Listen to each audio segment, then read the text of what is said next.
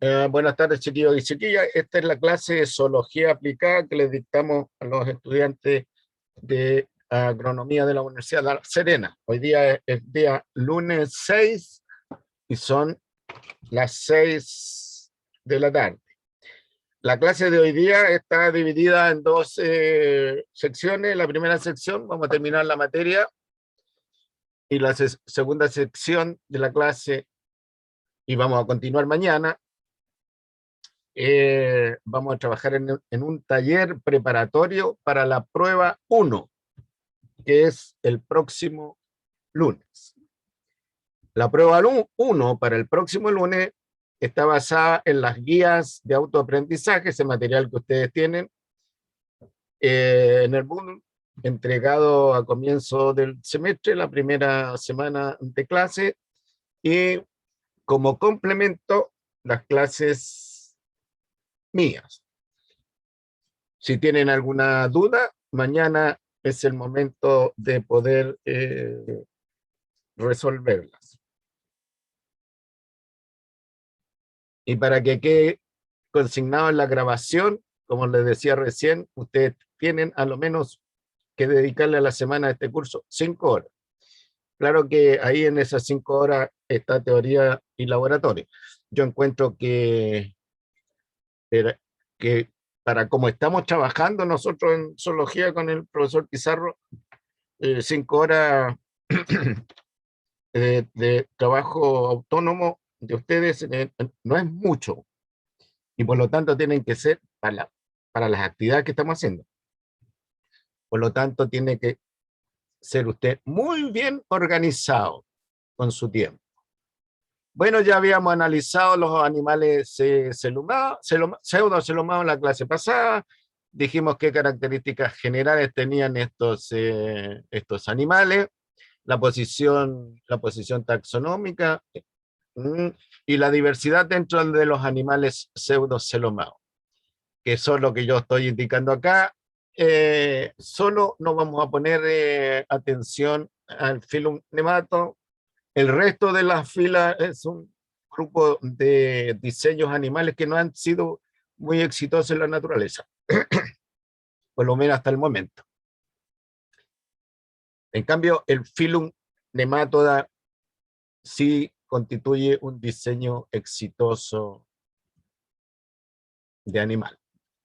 Dijimos cuáles eran las características generales de los nematodos. Señalamos que había, por ejemplo, en algunos grupos de nematodos, dimorfismo sexual entre los machos y la hembra. Lo que estamos mostrando aquí es una hembra. Ahí está la región anterior, donde está la boca, y aquí tenemos la región posterior, y ahí está el ano. Estos animales tienen un sistema digestivo completo, básico, pero completo, con un poro de entrada, boca, y un poro de salida del material no digerido, el, el ano. El ano. Los sistemas que tienen estos animales son alargados, siguen la configuración del cuerpo del animal. Lo otro característico interesante es que estos animales presentan sexos separados, es decir, vamos a encontrar individuos que son machos y vamos a encontrar individuos que son hembras. En algunos grupos de nematodos, las hembras son ligeramente más grandes que el macho. Los nematodos se encuentran en el suelo, a veces en grandes cantidades, se encuentran en el agua, se encuentran formando parte del cuerpo de mamíferos, y se encuentran formando parte del cuerpo de las plantas. De tal manera que los nematodos es un grupo de animales que tiene importancia eh, para la agricultura, mucho más importancia que tiene los platelmintos, ya que dentro de los platelmintos no tenemos animales parásitos de la planta. Tiene importancia veterinaria los platelmintos, pero los nematodos sí que tienen importancia agrícola. Los órganos que parasitan Los nematodos en las plantas son generalmente las raíces. Ahí tenemos la estructura básica de un nematodo, ¿no es cierto? El corte transversal. Esta es la pared corporal con sus capas musculares. Esta es la cavidad, la pared del tubo digestivo. Esta es la cavidad del tubo digestivo. Y aquí tenemos el pseudoceloma. ¿Ya? Esto está lleno de líquido, de tal manera que los órganos interiores se encuentran suspendidos en este líquido algo gelatinoso. En este lado tenemos la cuerda nerviosa dorsal, aquí tenemos la cuerda nerviosa ventral, y aquí tenemos nosotros el sistema excretor, el conducto lateral izquierdo, y aquí el conducto lateral derecho, en función de lo que ustedes están mirando. Aquí hay un esquema un poquito más técnico. Este es un corte transversal a la altura del polo anterior, de la faringe, la faringe muscular, ¿ya? Y esto es a la altura de los órganos reproductores. Eso que ven ahí ustedes es el útero con huevos. Estos son los ovarios, ¿no es cierto? Y aquí tenemos el oviducto, el conducto por donde bajan los gametos femeninos. Ahora, como los órganos de estos animales son alargados, el órgano es alargado y está enrollado sobre sí mismo, de tal manera que cuando se hace un corte como el que ustedes están viendo ahí, aparecen como que hubieran varios órganos, varios ovarios, por ejemplo, varios viductos. Ahí tenemos la cavidad digestiva. Bueno, toda esta estructura están inmersas, contenidas en este líquido del celoma. Y aquí está la cuerda nerviosa dorsal, la cuerda nerviosa ventral, la línea lateral, donde va el conducto lateral izquierdo, y aquí el conducto lateral derecho, según lo que estamos mirando nosotros. Aquí, esta zona es más musculosa, esta es la pared corporal. Es lo que estoy mostrando yo, más musculosa porque estos animales chupan el alimento parcialmente digerido, succionan el alimento, por lo tanto el esófago y la parte de la laringe tiene que ser potente, porque tienen músculo aquí, en esta zona es donde los músculos están más desarrollados. Si ustedes se ven acá, también, miren acá, también existe músculo, pero fíjense ustedes comparado con esto que los músculos no están muy desarrollados. Como no, en general no tienen músculos muy desarrollados en la parte, en el resto del cuerpo, estos animales no se mueven mucho tampoco, pero se mueven un poquito más que los platelmintos. Tienen un movimiento de látigo, entonces se llama movimiento flagelar. Es como movimiento como una serpiente que va, digamos, urgía arrancando. Y aquí tenemos nosotros la distribución de los órganos más importantes. Aquí está la distribución y de los sistemas más importantes. El sistema digestivo, de nuevo en la boca, el ano. Aquí tenemos nosotros el sistema nervioso. El sistema nervioso está representado por tres estructuras importantes: un cordón nervioso dorsal, un cordón nervioso ventral, y aquí y acá hay una cosa que se llama anillo rodeando el esófago, se llama anillo periesofágico, y aquí rodeando el ano se llama anillo perianal. ¿Ya? Y estos entonces están conectados. Entonces, hacia adelante hay nervios que van a inervar los órganos de los sentidos. Estos animales, como comprenderán ustedes, no tienen ojos, de tal manera que se orientan en función de estímulos químicos. y ahí hay un conjunto de quimiorreceptores. Como estos animales viven en ambientes húmedos, entonces ahí ellos, con estos quimiorreceptores que están acá, pueden ubicar la fuente nutritiva, dónde está el alimento. Y acá tenemos el sistema excretor. El sistema excretor está conformado principalmente por dos tubos, como decía recién, el tubo derecho y el tubo lateral derecho y el tubo lateral izquierdo, y filtran, ya, es decir, los tubos se abren para filtrar el líquido del celoma en la porción anterior del cuerpo del animal, y hay un poro genital que está, o sea, perdón, un poro excretor que está ubicado, ¿no es cierto?, en el primer tercio del cuerpo del animal, no hacia atrás. Después tenemos, este es un macho, ¿ya? Estos son los testículos, sistema reproductor masculino alargado, y ahí tenemos el poro genital masculino. Y aquí tenemos una hembra, ¿no es cierto? Esto es el útero, el poro genital femenino. ¿Ah? Mientras el poro genital masculino está hacia atrás, hacia el extremo, hacia el polo posterior, en el caso de la hembra, está desplazado cerca del polo anterior, en el primer tercio, ¿ya?, del cuerpo del animal. Este está, por decirlo en general, en el último tercio. Estos animales se tienen que aparear para que haya la transferencia del gameto masculino hacia el sistema reproductor femenino. Se aparean en algunos grupos de machos. El machito tiene unas espículas que cuando se está apareando, las espículas las entierra, ya, y se encaja en el poro genital de la hembra y se afirma. Y ahí entonces empieza a transmitir los gametos masculinos.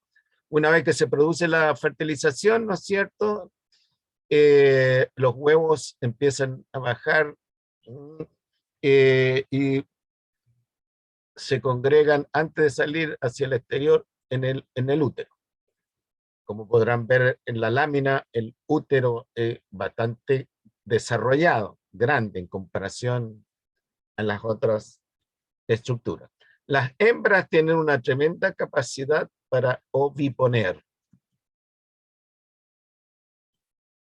Bueno, los nematelmintos son un grupo relativamente abundante. Viven en el suelo, viven en el agua del mar, en el agua dulce, y como parásitos de animales y plantas. Bueno, esto ya lo analizamos. En conclusión, podemos decir que presentan sistema reproductor completo, a diferencia de los platelmintos, que presentan en algunos grupos sistema reproductor incompleto, sistema digestivo completo, a diferencia de algunos, a diferencia de los platelmintos, donde hay un sistema digestivo incompleto. La ventilación, el intercambio gaseoso, se hace por difusión. Presentan un sistema muscular débil que forma parte de la pared corporal. Presentan un sistema nervioso simple, ya se lo señalé. No carecen de estructuras esqueléticas. ¿Ya? Lo que ayuda a la forma corporal del animal, porque la forma corporal del animal es bien fija, es el líquido del celoma y la cutícula, que es una capa no celular que cubre la epidermis.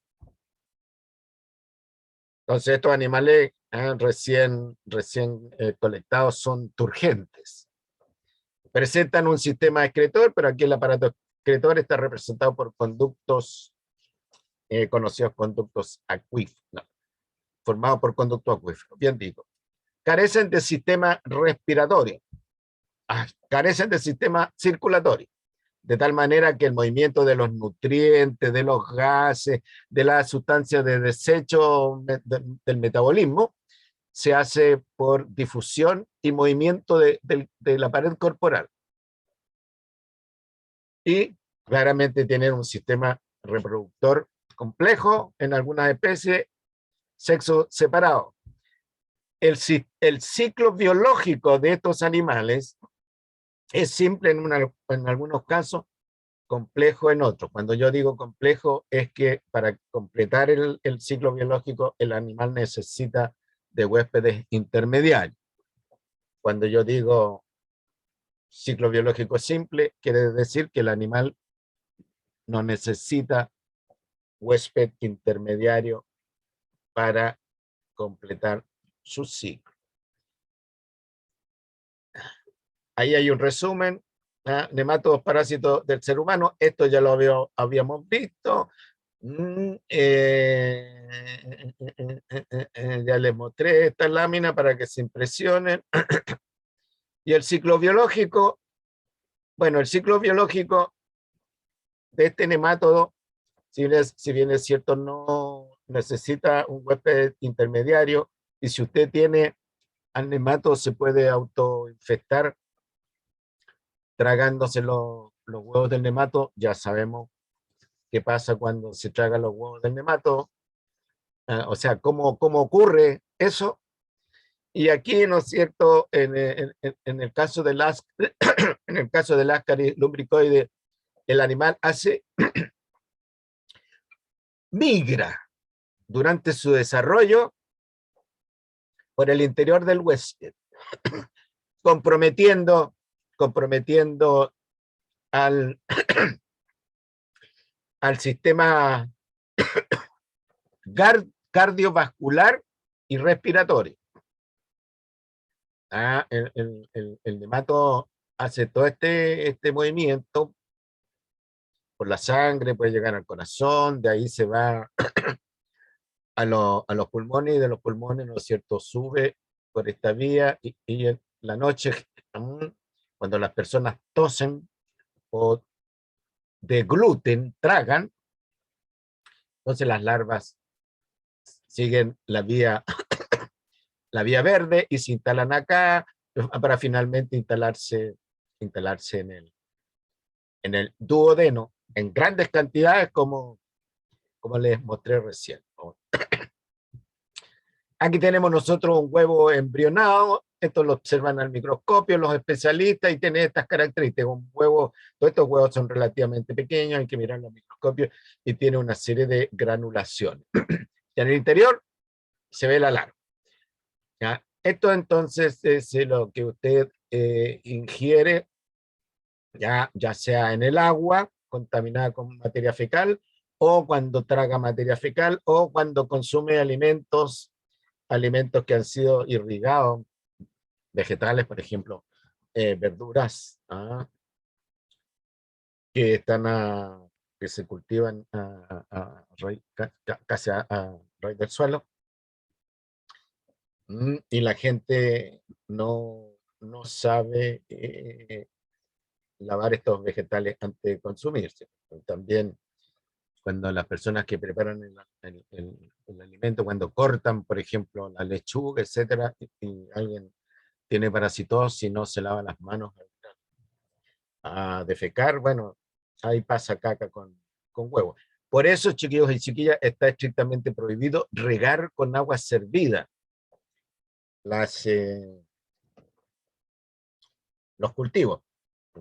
Y por supuesto que cuando hay una inundación que inunda la zona de cultivo bajo, y hay sospecha que esta agua ha pasado por depósito, o sea, conectado con agua de alcantarilla, todo eso,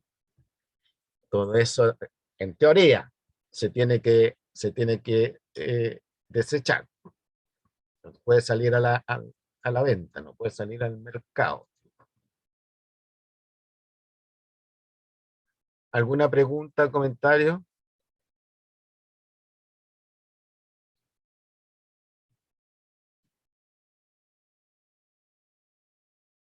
Después nosotros tenemos un parásito que es muy común en los niños, pequeños, digamos, sobre todo niños de pobla, de campamentos.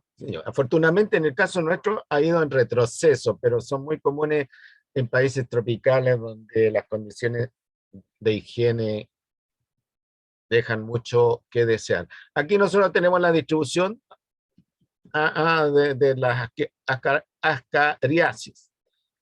En nosotros el parásito existe, pero no un problema de salud pública. Aquí en rojo ya son problemas de salud pública, es decir, a donde vaya usted se va a encontrar con potenciales personas que padecen de ascaris. ¿Ah? O sea, si ustedes se fijan en la dispersión, ¿no es cierto? Es territorialmente hablando, la dispersión de este parásito es enorme. Miren, India completa, China completa, África completa, los países de la península arábiga completa, Brasil completo y todos estos viejos que están por aquí completos, bien Centroamérica, México completo. Ya afortunadamente nosotros ya, no tenemos problemas de salud pública a este nivel, pero sin embargo, como digo, en algunos sectores rurales, en algunas ciudades con mucha gente, donde la gente no tiene acceso al agua, hay la posibilidad de contaminación, son con materia fecal contaminada a su vez con huevos.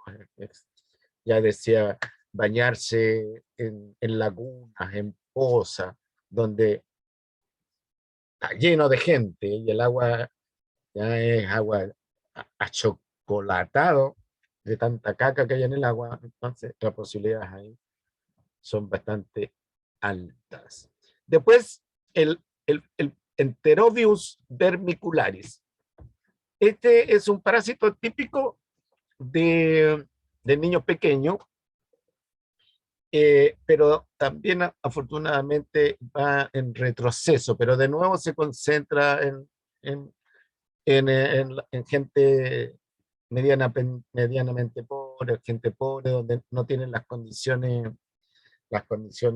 sanitarias adecuadas. El nombre común de este bicharraco es piduye, y es un nemátodo chiquitito que se puede encontrar en cantidades en en el intestino delgado y grueso. Ahí tienen ustedes el machito y la hembra. Y ahí tienen huevos. Los huevos son bastante pequeños, también se tienen que mirar al microscopio para reconocerlo, pero no tienen ya la caparazón como el ascari lumbricoide. Estos huevos son muy livianos, de manera que cuando se hace el aseo en una casa y se barre, por ejemplo, el polvo en suspensión puede tener huevos. ¿Ya? Y usted puede entrar a esa casa, inspirar el aire de esa casa y inspirar los huevitos y después tragarlos. ¿Mm? Lo mismo cuando se sangolotean las sábanas para que salgan los olores de la noche.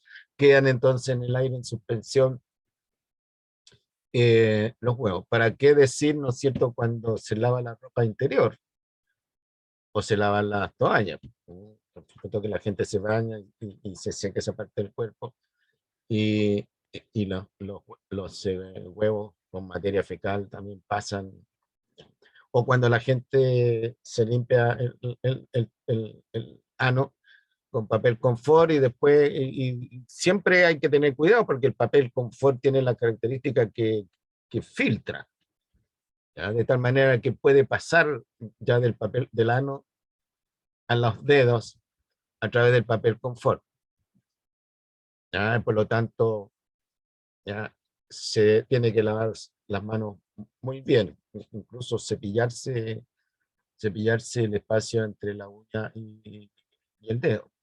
Pero nosotros no tenemos ninguna garantía que la gente que prepara comida, por ejemplo, en restaurantes, o cuando estamos en pensión como estudiantes, que esa gente tenga esos hábitos higiénicos. Estos bicharracos son bastante, como decía yo, comunes en la población juvenil. Antiguamente las mamás decían que estos piduyes se adquirían por comer mucha azúcar, mucha pastilla. Y está asociada con la conducta de los niños. No sé ahora, pero en mi época las mamás decían por los niños inquietos, los que nunca están sentados, no se pueden sentar.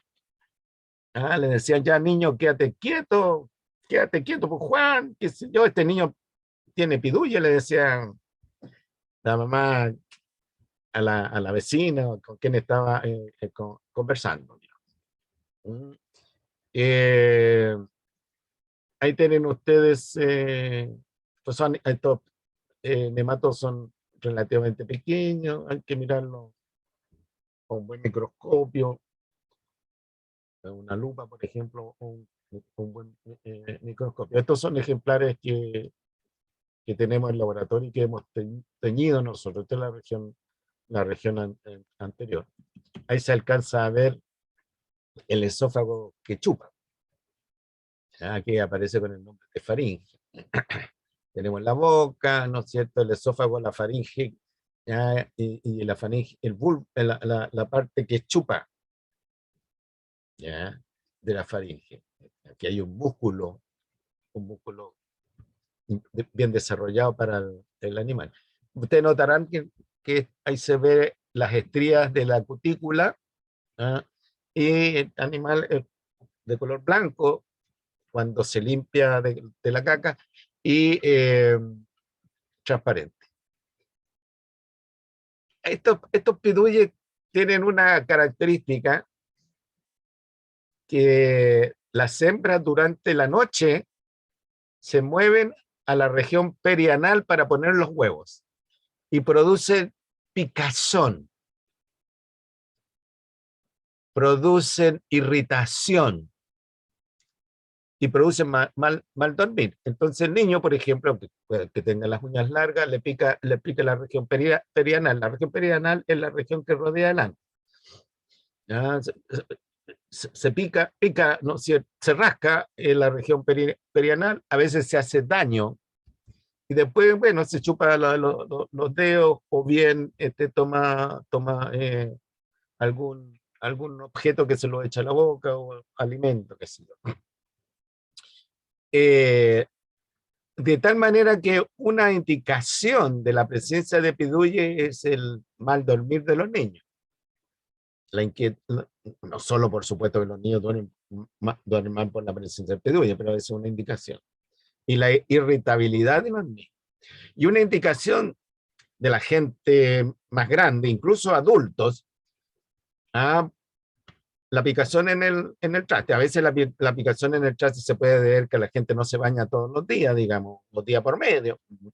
Pero en otros momentos, ¿no es cierto?, la picazón se debe a la presencia de restos de estos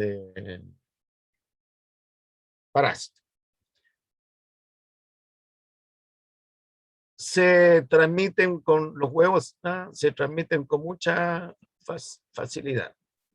El ciclo biológico del bicharraco es un ciclo simple. Entonces, digamos, ¿dónde va? Aquí está. Los bichos están en el intestino delgado de la persona, se produce el apareamiento, salen los huevos con la caca de esa persona, los huevos están un tiempo en el medio ambiente, contaminan el alimento del sujeto, del ser humano, y el alimento, ¿no es cierto? Y el huevo es ingerido con el alimento, y produce, ¿no es cierto? Y el bicharraco termina su ciclo en el intestino. No hay una migración interior, de tal manera que desde ese punto de vista estos animales eh, no son tan peligrosos comparados con los áscaris, que puede haber un movimiento, o sea, hay un movimiento en el interior del huésped y por ahí algunas larvas puede que se queden, digamos, ¿no? Formando quistes y generando problemas los órganos, ¿no? Al corazón, alguna vena, arteria, y la estructura de los pulmones. Después tenemos nosotros otro parásito, esto que es importante ya para la gente de campo, es la triquina. La triquina produce una parasitosis que se llama triquinosis, triquinosis. Y el nombre científico de la triquina es Trichinella spirale.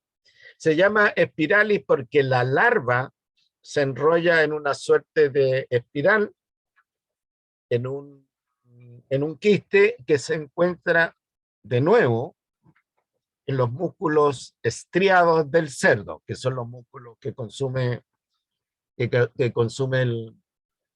ser humano o algunos otros carnívoros, si el cerdito anda por ahí medio débil, o bien algún pariente de los cerdos como los jabalíes.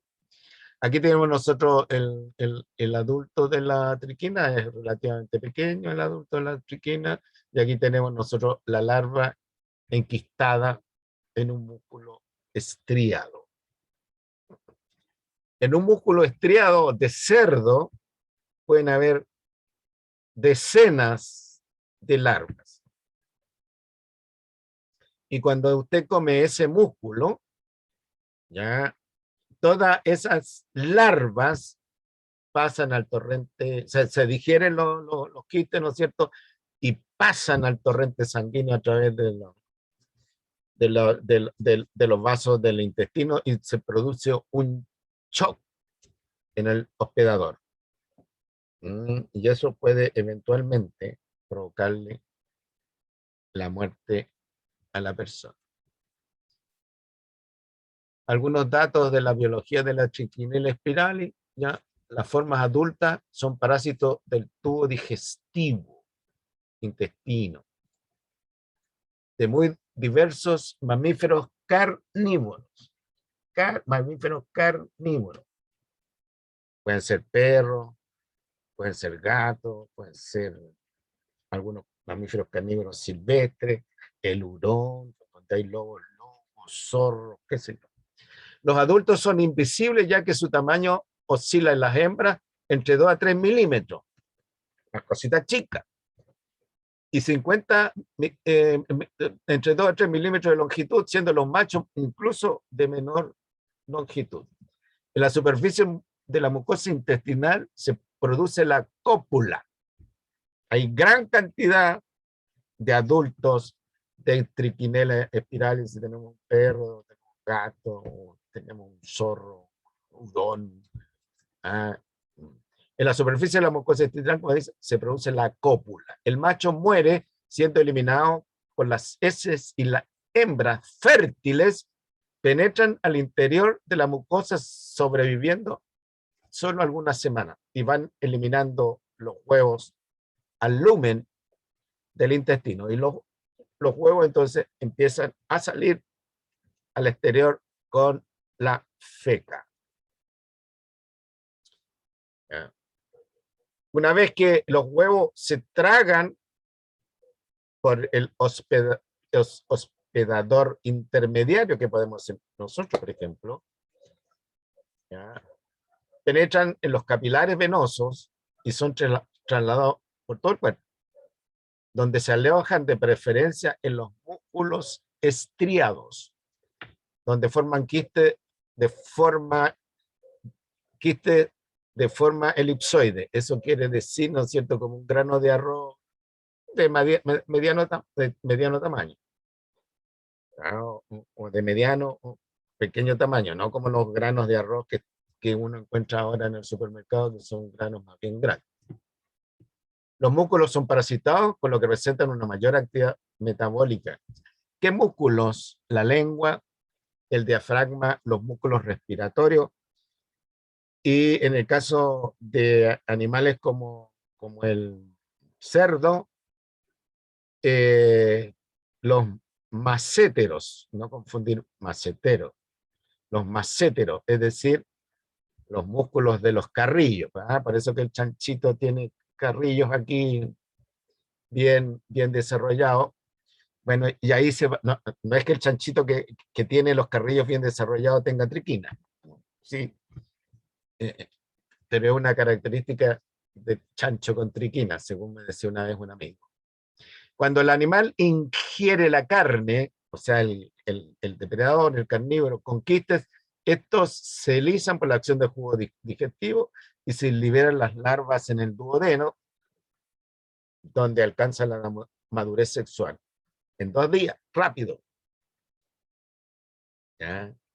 Y pasan al torrente sanguíneo y ahí donde, como pasan en grandes cantidades, son hordas de larvas, provocan entonces una serie de reacciones en el hospedador. Como dije, eh, pudiéndole causar la muerte en casos extremos. Hace un par de años atrás fue noticia nacional que una familia completa terminó en el hospital, enferma, con vómitos, con diarrea, con dolores estomacales, con dolores intestinales, con dolores musculares, con fiebre, sudoración, jadeo, qué sé yo. Una familia en el campo. Se sospechó que las personas habían comido carne de cerdo descompuesta. ¿Qué comieron? Carne de cerdo, carne descompuesta. Análisis posteriores mostraron que las personas habían comido carne contaminada con quistes de triquina. ¿Ya? Ahora bien, esto no ocurre en todos los casos humanos, te fijas, pero lo que puede pasar es que al comer carne de cerdo con triquina, eh, se vayan las larvas a algunos músculos que son importantes, mm, y se queden ahí haciendo que el músculo, el órgano funcione mal. Diafragma, por ejemplo, el corazón, o otro músculo importante, el fémur, por ejemplo. Estos quistes se ven a trasluz, entonces los veterinarios cuando despostan un chancho, un cerdo, ya le sacan un trocito de diafragma, lo ponen entre 2 vidrios, los estiran y lo miran al trasluz, ya, y si el chancho es triquinósico, si tiene triquina, van a observar estas cosas. Fíjense ustedes que esto tiene, este trozo de músculo, ya, tiene menos de 1 milímetro cuadrado de superficie. Y vean ustedes, ¿no es cierto?, las larvas enquistadas que hay acá. Queda clarito. Este corte que ustedes ven acá es el mismo de arriba, pero es una porción más pequeña. Tienen ahí que se nota de manera más clara que este es un músculo, ¿no es cierto?, de cerdo. Y aquí está el quiste, la larva enquistada de triquina, ¿no es cierto?, vean, enrollada sobre sí mismo, ya ciertamente este es un quiste eh, tomado, ¿no?, y se ve grande, impresionante, pero esto, ya, bueno, aun cuando se pueden ver a simple vista, tiene el tamaño ya más pequeño que un arroz normal. Y aquí tenemos el ciclo biológico de la triquinela spiralis.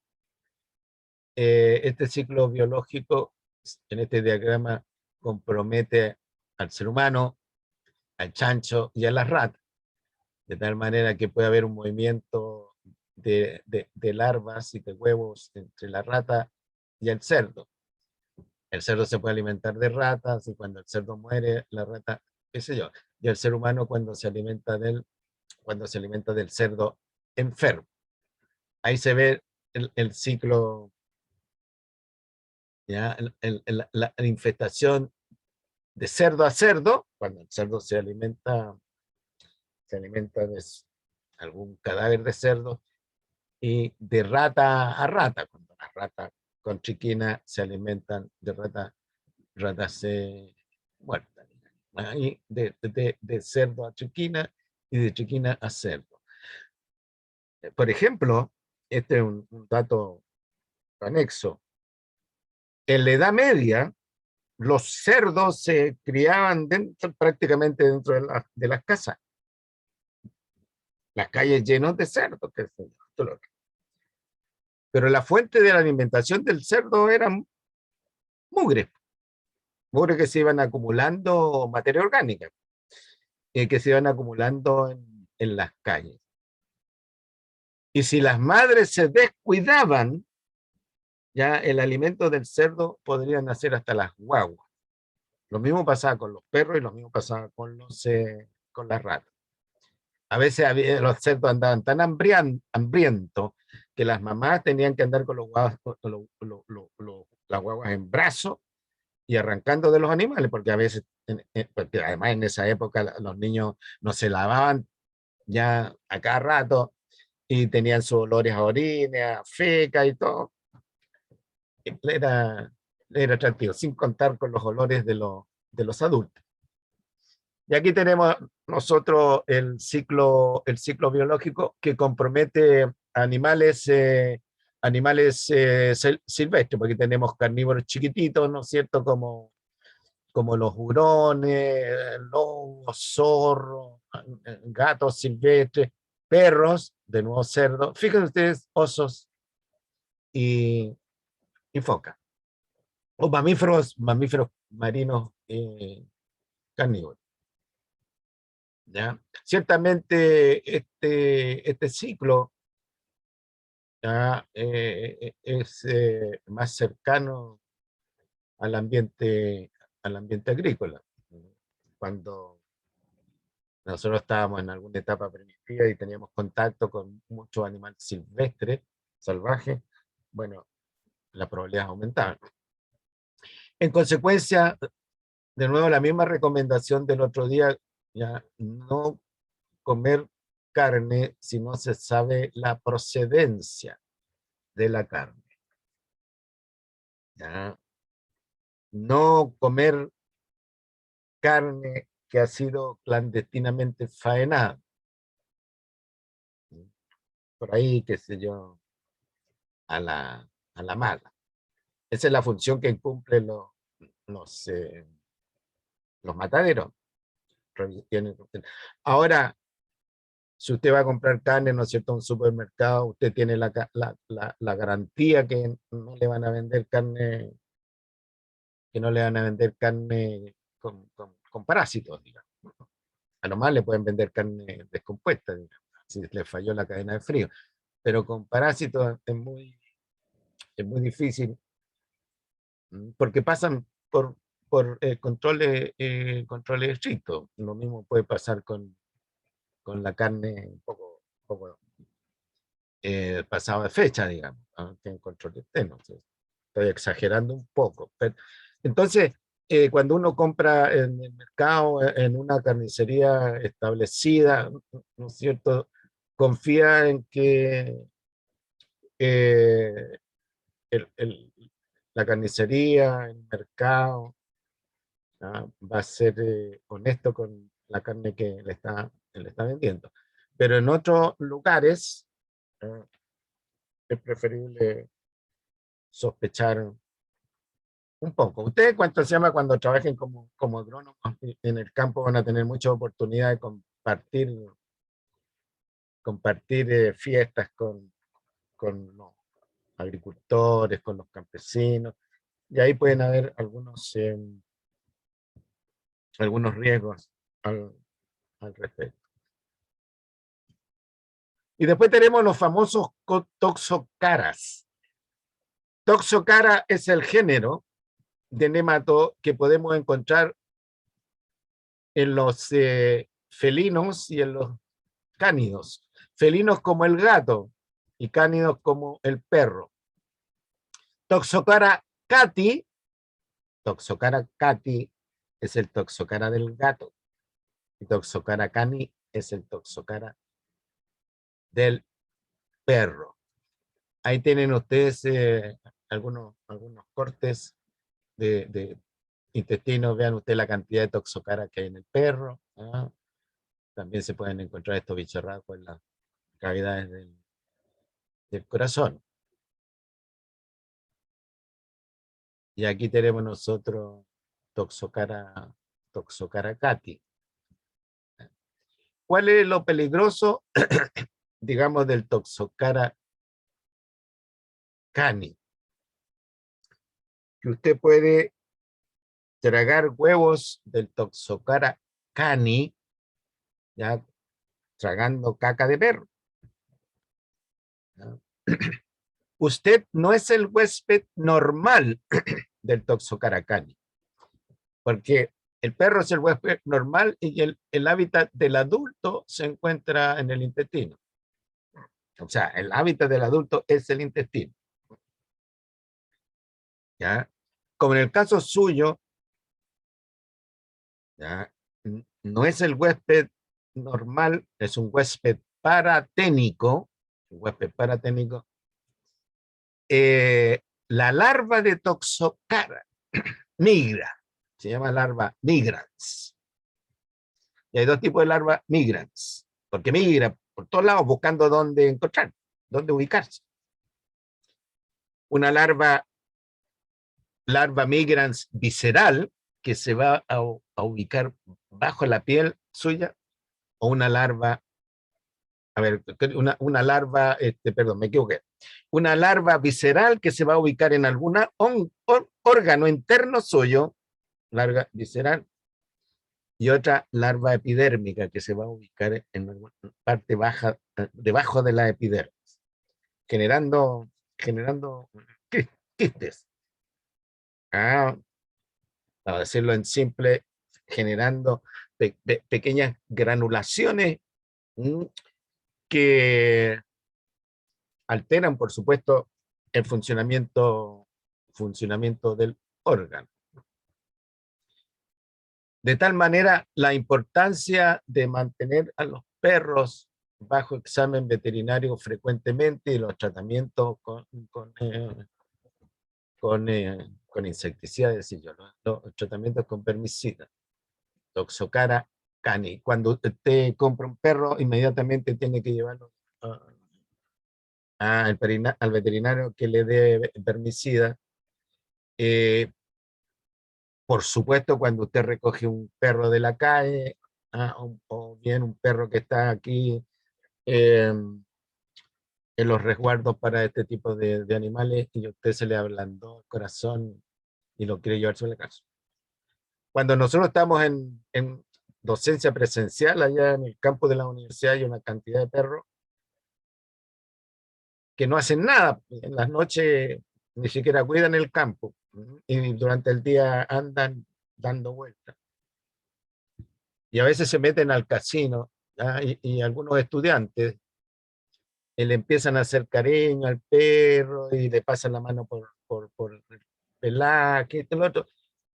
Si, si lo va a hacer, si hace eso usted, ya tiene que saber a conciencia que corre el riesgo de adquirir, ¿no es cierto?, algún parásito. Por lo tanto, tiene que tener la debida distancia y lavarse muy bien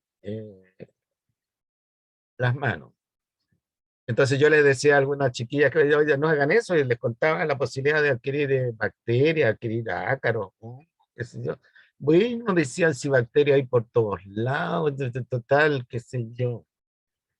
Bueno, es cierto, pero uno no se va a andar exponiendo, sobre todo con esta cuestión, ya, con el toxocaracani, que que le puede dar una parasitosis paraténica. Después tenemos nosotros el toxocaracati del gato. Fíjense ustedes que en el ciclo biológico del toxocaracati está comprometido con huésped intermediario ratones. ¿Ah? Ahora, en el caso del Toxocara cati, si la hembra tiene Toxocara, las larvas pueden pasar cuando la hembra está preñada, pueden pasar a los nonatos, y después estar presente en las crías de gato. Por lo tanto, también las crías de gato, si se van a recibir en alguna casa, tienen que ser inmediatamente desinfectadas, tratadas con vermicida.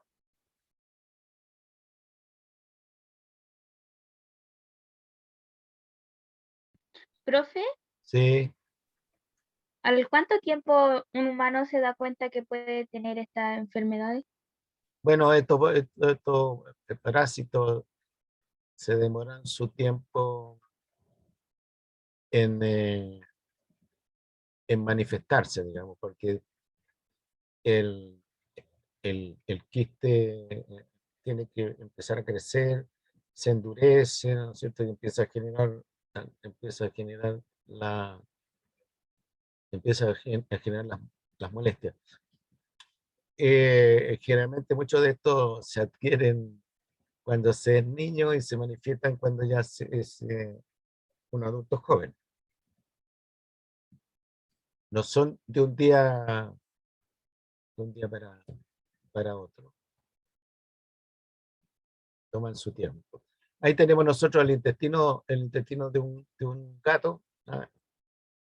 Lleno de estos parásitos. Ahora el Toxocara cati es más grande que el Toxocara cani.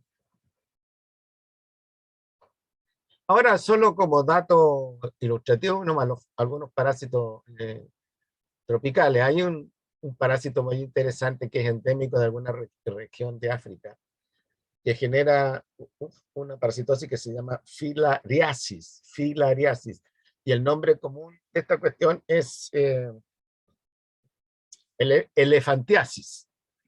Elefantiasis. Se podrán dar cuenta, ¿no?, por qué se llama elefantiasis. Aquí, el parásito, ¿ya?, parasita los vasos linfáticos de la persona. Y los vasos linfáticos, por la acción del parásito, se inflan, se hinchan.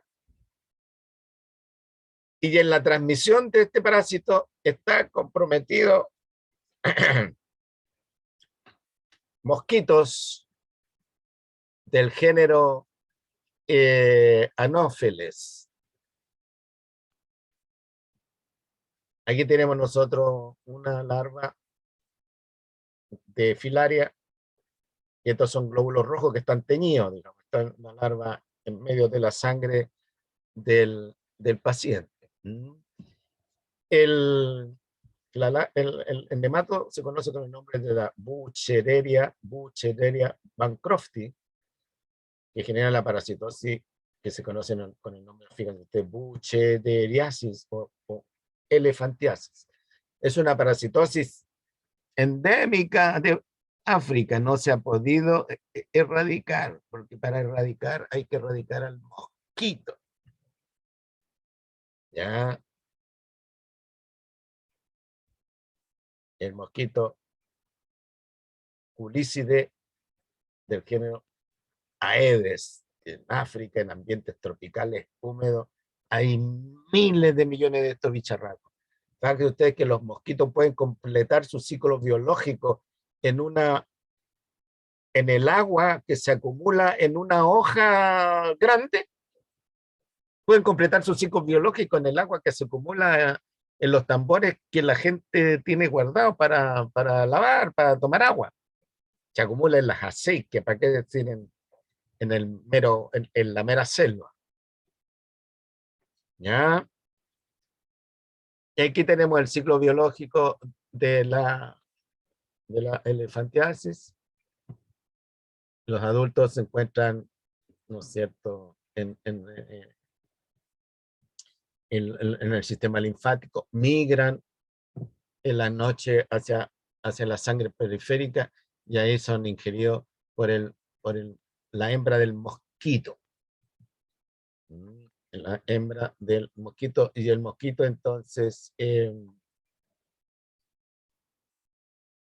dispersa ya las larvas y, bueno, digamos, el mosquito vuela, ¿no es cierto?, por aquí, por allá, y en la noche se dirige a un paciente enfermo o un paciente sano. Si está enfermo, al chuparle la sangre, se reinfecta el mosquito, y si está sano, al chuparle la sangre, le inyecta, ¿no es cierto?, la, la larva. ¿Qué efecto tiene eso? No por nada se llama elefantiasis. Produce inflamación de los ganglios linfáticos, y ciertamente estas personas ya están lisiadas. Pues esta es la enfermedad endémica de África. Vean ustedes el tamaño de la pierna de esta persona, vean el tamaño de esta persona, vea el tamaño del testículo de este pobre caballero. Ya, vean el tamaño del testículo de estos personajes. Vean ahí cuánto se llama ese asunto.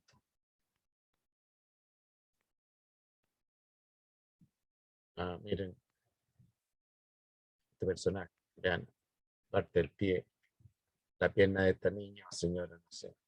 Entonces, esta es una enfermedad endémica de África que no se ha podido eliminar. Ahí tiene usted el ciclo biológico del bicharraco. La larva ya el 50% de su tiempo lo realiza en el adulto, la mitad de ese tiempo en la sangre y la otra mitad en los ganglios linfáticos.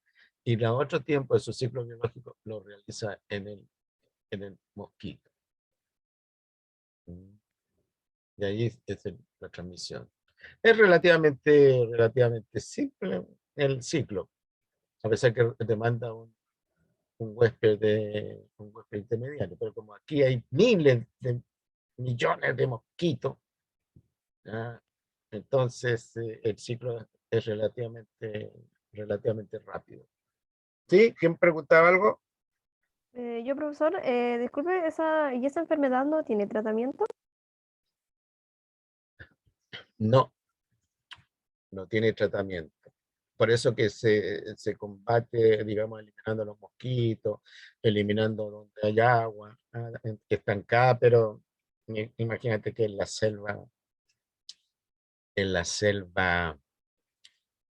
pedir que no haya agua estancada, agua tibia o caliente, la selva donde los mosquitos están ahí.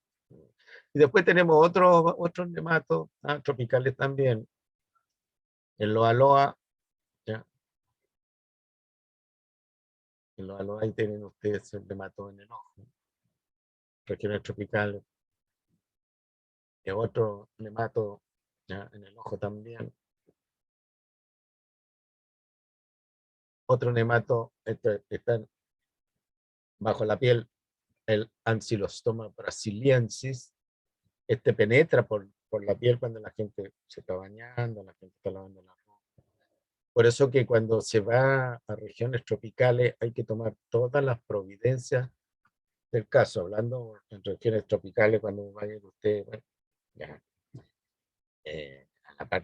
a la parte tropical de Brasil, a la parte tropical de Nicaragua, a la parte tropical de América Central, qué sé yo, África, y países, lugares exóticos, digamos, que están de moda, dicho sea de paso.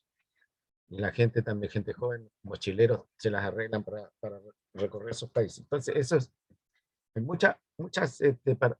muchos parásitos endémicos que por las condiciones del ambiente no, y la pobreza además del país no se pueden erradicar.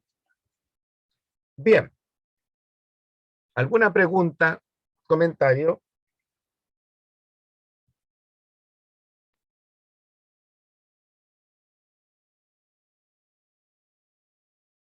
Entonces,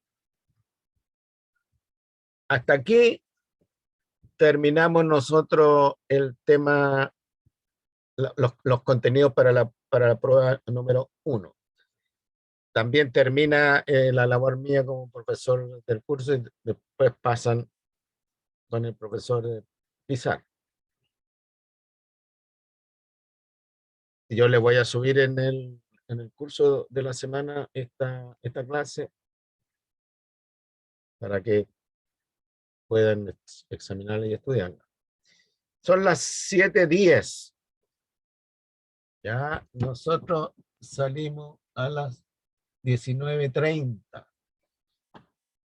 O sea, nos quedan 20 minutos. Bien, ¿por qué no acceden a la tarea para ver si hay alguien que tiene problemas? Y entonces nos encontramos mañana con la tarea realizada a las 6 de la tarde. Como la clase termina a las 6:45, bueno, podemos trabajar hasta un cuarto para las 7. Cualquier duda que ustedes tengan, las atendemos mañana. ¿Les parece?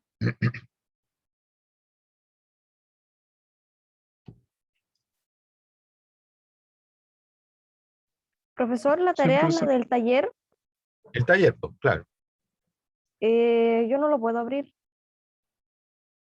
¿Quién más no lo puede abrir? Yo tampoco lo puedo abrir, profe. Vamos a ir. A ver, recién no me costó nada acceder a esa cuestión. Cabro. Yo a veces se me salen algunos garabatos, así que si se me salen aquí en este momento, ustedes se tienen que hacer los sordos.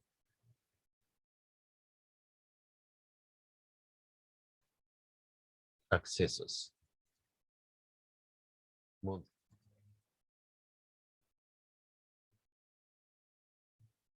Ya está ahí en Mood. Zoología aplicada.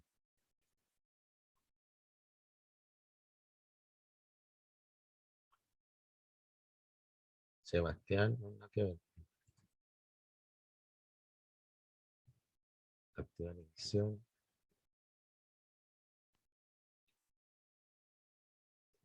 Agro. Taller.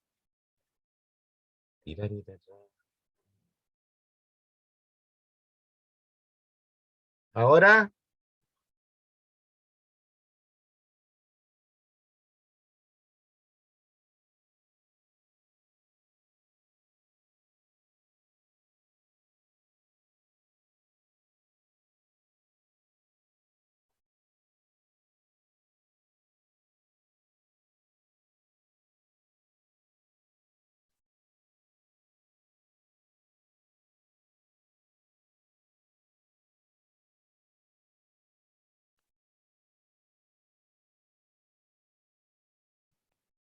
Chat.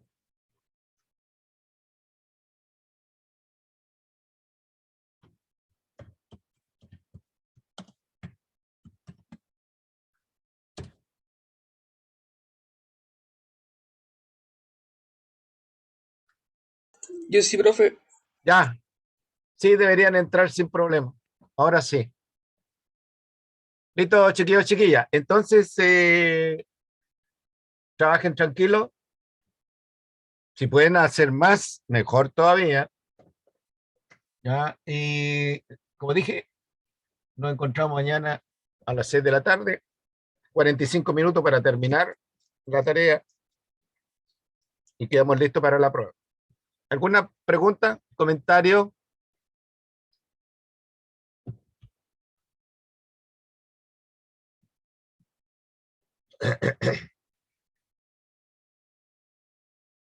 Voy a proceder entonces a dejar de compartir la clase y a cerrarla. ¿Les parece? Bueno, que tengan una buena tarde y que la tarea les resulte interesante. Profe, disculpe, ¿Sí? ¿son 12, o sea, 20 cosas en APA? ¿Perdona? ¿20 cosas en APA o solamente puedo hacer una o dos así? No te estoy entendiendo. Que en el ítem 2 sale como que tengo que estar en APA. No, yo en la tarea les pedí que armaran un glosario. ¿Qué parte de la tarea estás leyendo? Una parte que sale abajo, sale criterio en APA. A ver, autónomo. Tenemos nosotros clase 1, biología del endoparasitismo, ¿sí?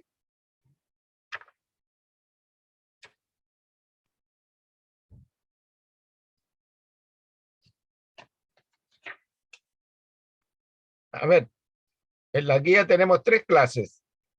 Clase de elección, digamos. Biología del parasitismo, biología de platelminto, animales pseudocelomados. ¿Cuál te refieres tú? La que vi ahora en el taller. Me puedes leer lo que te dije en el taller, pero la verdad es que como que hay un eco, no te escucho bien.